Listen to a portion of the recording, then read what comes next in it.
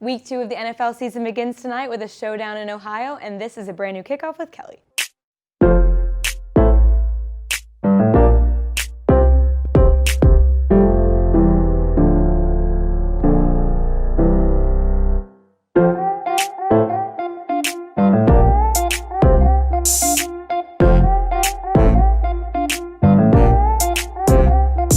Good afternoon and welcome into Kickoff with Kelly. I'm Kelly Warner and I'm here to get you ready for another week of NFL action. But first, let's take a look back at last week with another edition of Love It or Leave It. Cardinals fans are loving how bright the future looks in Arizona after an upset win over the 49ers. In the first half, the Cardinals did an alright job of holding off the Niners, but things weren't looking too stellar for Arizona. But things turned around in the second half. Kyler Murray showed his prowess as a runner with 13 carries for 91 yards, including a 22-yard touchdown. This team showed they are packed with weapons, with off-season acquisition DeAndre Hopkins racking up over 150 yards. And of course, legend Larry, who had the play that helped set up the field goal before the end of the half, which ended up being a turning point in the game. I'm looking forward to seeing more from this Cardinals team this season. Matt Patricia left another fourth quarter lead on the table after the Lions dropped a 23-6 lead in Sunday's loss to the mediocre Chicago Bears. The narrative for this loss by many was rookie running back DeAndre Swift's drop ball in the end zone that would have potentially been a game-winning touchdown. But instead of blaming a rookie in his first NFL game for one drop ball, you should be blaming the head coach who has been working in the NFL for 16 years, who opted for a 55-yard field goal while they were up 10 with 4 minutes to go.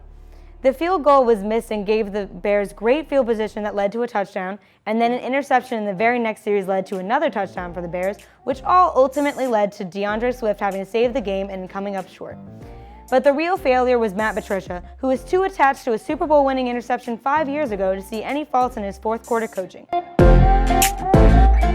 Moving on to this week, Thursday Night Football delivers a matchup between two #1 draft picks. Though it's only week 2, this game can feel as much like a must-win for the Browns as a September game can.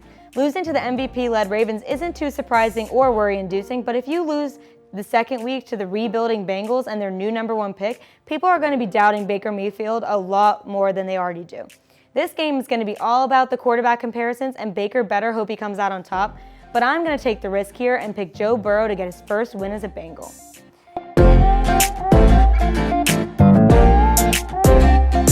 Now let's take a look at Sunday with this week's can't-miss matchups.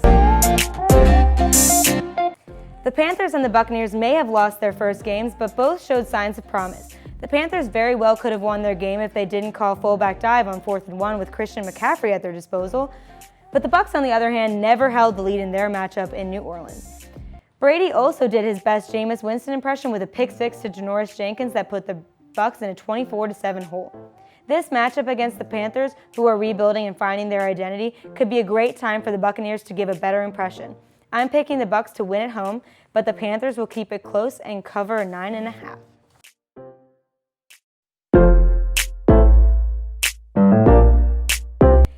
These teams haven't faced off since November of 2016, but bad blood will always live between these two after Super Bowl 49. The Patriots obviously have a different look now than they did last time they played Seattle. Cam Newton looked good in his first showing as a Patriot last week and had people questioning why he was a free agent for so long, but they are playing the Seahawks, an established team with one of the best quarterbacks in the league. Seattle is definitely taking this one at home. We've kicked off and now it's time to cash out. This is when I'll give you my 2 locks of the week. First off, I have the 49ers Jets under 43.5 points. My second pick is the Packers to cover 5.5. That'll do it for this week's Kickoff with Kelly. Remember, new episodes streaming every Thursday at 3 o'clock on Facebook Live. And if you missed us, be sure to catch us on Penn State Sports Site's YouTube channel. I'm Kelly Warner. Thanks for watching.